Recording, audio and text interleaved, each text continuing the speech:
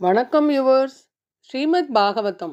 ஸ்ரீமதி கீதா வீரராகவன் எளிய தமிழில் எழுதிய ஸ்ரீமத் பாகவதம் பகுதி 198 காண்போமா?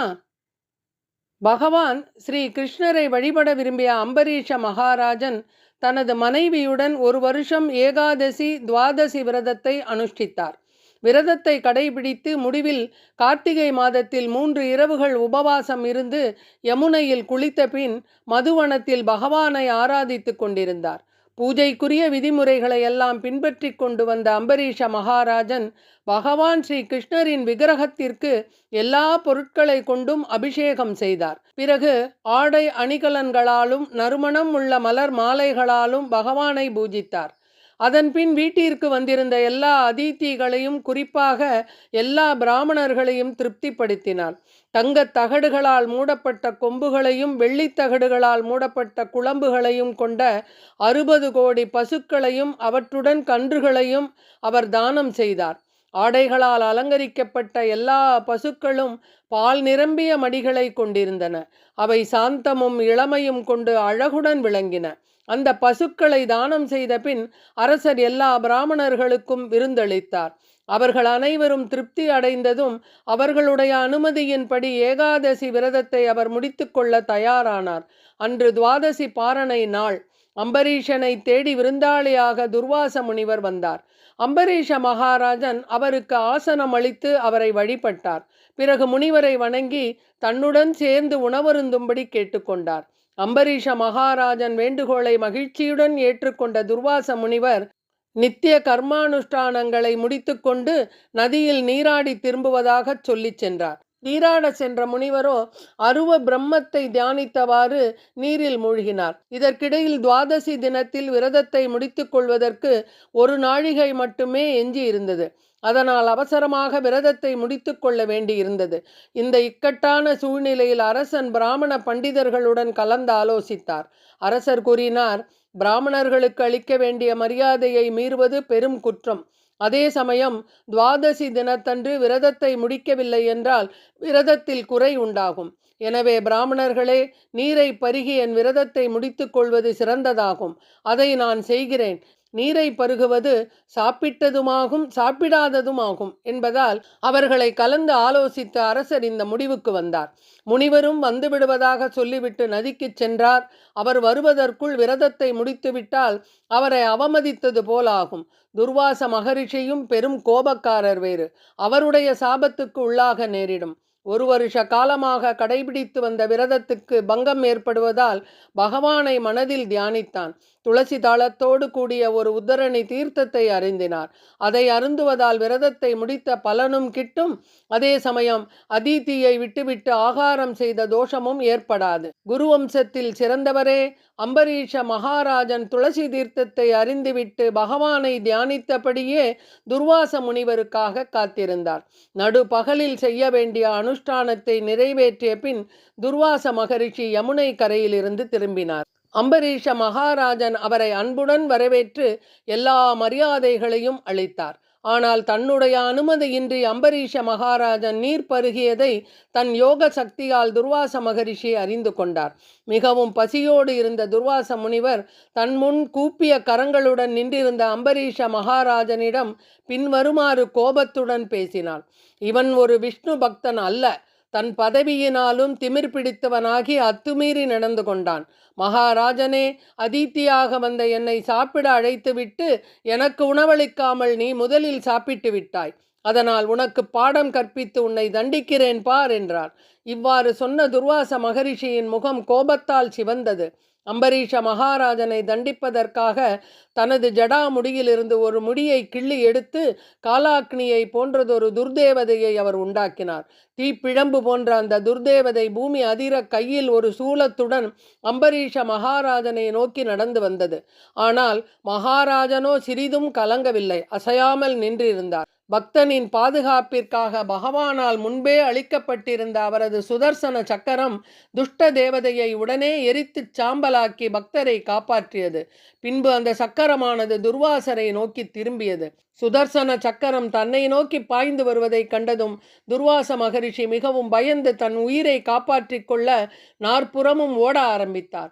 ஆகாயத்திலும் பூமியிலும் குகைக்குள்ளும் கடலுக்குள்ளும் உலகிலுள்ள லோக பாலகர்களின் கிரகங்களிலும் சொர்க்கலோகங்களுக்கும் ஓட ஆரம்பித்தார். சுதர்சன சக்கரத்தின் தீப்பிழம்பானது அவரை துரத்தி கொண்டே வந்தது. எங்கும் பாதுகாப்பு கிடைக்காத காரணத்தினால் துர்வாச மகரிஷி பிரம்மதேவரை அணுகி தனக்கு பாதுகாப்பு அளிக்க சொல்லி கேட்டார். ஸ்ரீமத் பாகவதம். ஸ்ரீ பிரம்ம உவாச்ச அகம் பவோ தட்ச ப்ருகு பிரதானாக பிரஜேஷ பூதே சுரேஷ முக்யாக சர்வம் வயம் யன் நியமம் பிரபன்னா மூர்த்தியான்யார்பிதம் லோகஹிதம் வகாமக. பிரம்மதேவர் கூறினார், பகவான் ஸ்ரீ விஷ்ணுவின் லீலைகள் முடிவிற்கு வரும்பொழுது அவர் கண் இமைகளை அசைப்பதன் மூலம் எங்களுடைய இருப்பிடங்கள் உட்பட பிரபஞ்சத்தையே அழித்து விடுவார். நான், சிவபெருமான், தட்சன், பிருகு மற்றும் பிற முனிவர்கள் அனைவருமே பகவானை சரணடைகின்றோம். அதுவும் தாங்கள் பக்தனுக்கு துன்பம் இழைக்க எண்ணி உள்ளீர்கள். என்னால் இதிலிருந்து காப்பாற்ற முடியாது என்று கூறிவிட்டார். சுதர்சன சக்கரத்தின் தீப்பிழம்பினால் பெரிதும் பாதிப்படைந்த துர்வாச மகரிஷி கைலாசவாசியான சிவபெருமானிடம் சரணடைந்தார். சிவபெருமானும் துர்வாச மகரிஷிக்கு பாதுகாப்பு அளிக்க மறுத்துவிட்டார். சிவபெருமானிடம் சரணடைவதிலும் ஏமாற்றமடைந்த துர்வாச முனிவர் ஸ்ரீமன் நாராயணன் லட்சுமி தேவியுடன் நித்தியவாசம் செய்யும் ஸ்ரீவைகுண்டத்திற்கு சென்றார். பகவான் நாராயணரின் பாதங்களில் விழுந்து வணங்கி தன்னை காப்பாற்றும்படி வேண்டினார். எம்பெருமானே, உங்களுக்கு பிரியமான பக்தருக்கு நான் தீங்கிழைத்து விட்டேன். இந்த குற்றத்திலிருந்து தயவு செய்து என்னை காத்துருள வேண்டும் என்று வேண்டிக் கொண்டார். இதையடுத்து ஸ்ரீமன் நாராயணன் துர்வாச மகரிஷியை காப்பாற்றினாரா? துர்வாச மகரிஷி அம்பரீஷனுக்கு செய்த குற்றம். ஸ்ரீமத் பாகவதம். ஸ்ரீ பகவானு உவாச்ச அகம் பக்த பராதீனோஹி அஸ்வதந்திர இவ த்விஜ சாதுபிர்க்ரஸ்த ஹிருதயோ பக்தைர் பக்த ஜனப்ரயக. ஸ்ரீமன் நாராயணன் துர்வாச மகரிஷியிடம் கூறினார், நான் முற்றிலும் என் பக்தர்களுடைய கட்டுப்பாட்டின் கீழ் இருக்கிறேன். என்னுடைய பக்தர்களுக்கு நான் அடிமை. என்றும் என்னுடைய பக்தர்களின் இதயத்தில் நான் அமர்ந்து கொண்டிருக்கிறேன். என்னுடைய தூய பக்தர்கள் எனக்கு தொண்டு செய்வதற்காக பௌதீக வாழ்க்கையில் விருப்பமில்லாமல் என்னையே சரணடைகின்றனர். அத்தகைய பக்தர்களை என்னால் எப்படி கைவிட முடியும்? கற்புடைய பெண்கள் சேவையால் தங்கள் கணவரை எப்படி தங்கள் வசம் வைத்துக் கொள்கின்றனரோ அதுபோல அனைவரிடமும் சமமாக நடந்து கொள்ளும் என்னிடம் பூரண பற்று கொண்டுள்ளவர்களான தூய பக்தர்கள் என்னை தங்கள் வசம் வைத்துள்ளனர். எனது பக்தி தொண்டில் ஈடுபட்டிருப்பதில் எப்பொழுதும் திருப்தி அடையும் என் பக்தர்கள் 4 வகையான முக்திகளை கூட விரும்புவதில்லை. அதாவது சாலோகயம், சாரூபியம், சாமீயம் மற்றும் சார்ஷ்டி. தூய பக்தன் எப்பொழுதும் என்னுடைய இதயத்தின் மத்தியில் வாழ்கிறான். நான் எப்பொழுதும் தூய பக்தனின் இதயத்தில் வாழ்கின்றேன். என்னுடைய பக்தர்கள் என்னையன்றி வேறொன்றையும் அறியார்கள். நானும் அவர்களையன்றி வேறொன்றையும் அறியேன். என்னுடைய பக்தனான அம்பரீஷ மகாராஜனுக்கு தாங்கள் தீங்கிழைக்க நினைத்ததால் அந்த செயல் உனக்கே இப்பொழுது விரோதமாக அமைந்துவிட்டது. இனி ஒரு நொடி கூட தாமதிக்காமல் அவனிடமே சென்று சரணடையுங்கள். அவனிடம் மன்னிப்பு கேளுங்கள். தங்களை காப்பாற்றுவான் என்றார் நாராயணன். துர்வாசரின் உயிர் காப்பாற்றப்பட்டது. ஸ்ரீ சுகர் கூறினார், இவ்வாறு சுதர்சன சக்கரத்தினால் மிகவும் துன்புறுத்தப்பட்ட துர்வாச மகரிஷி பகவானின் அறிவுரைகளை பெற்றதும் அம்பரீஷனை அணுகி அவருடைய பாதங்களை பற்றி கொண்டார். தன்னுடைய பாதங்களை துர்வாசர் தொட்டதால் அம்பரீஷ மகாராஜன் மிகவும் வெட்கப்பட்டார். துர்வாச மகரிஷி பேசத் தொடங்கும் முன்பே அம்பரீஷ மகாராஜன் சுதர்சன சக்கரத்தை நோக்கி பிரார்த்தனைகள் செய்ய தொடங்கினார். அம்பரீஷ உவாச்ச त्वम् अग्निर्भगवान् सूर्यस्त्वं सोमो ज्योतिषाबधिः त्व आबस्त्वं क्षदिर्व्योम वायुर्मात्रेन्द्रियाणि च.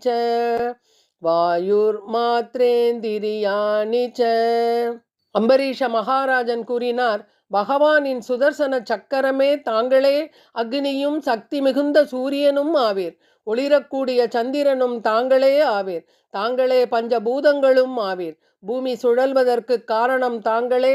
புலன்களின் செயல்பாட்டிற்கு காரணமும் தாங்களே. அச்சுதனுக்கு மிகவும் பிரியமானவரே, தங்களுக்கு என்னுடைய வணக்கங்கள். ஆயிரக்கணக்கான ஆரங்களை கொண்டவரே, தங்களுக்கு என்னுடைய நமஸ்காரங்கள். அன்புடன் இந்த ரிஷியை மன்னித்து விடுங்கள் என்று பிரார்த்தித்தான். சுதர்சனம் என்ற சொல் மங்களகரமான பார்வை என்பதை குறிக்கின்றது.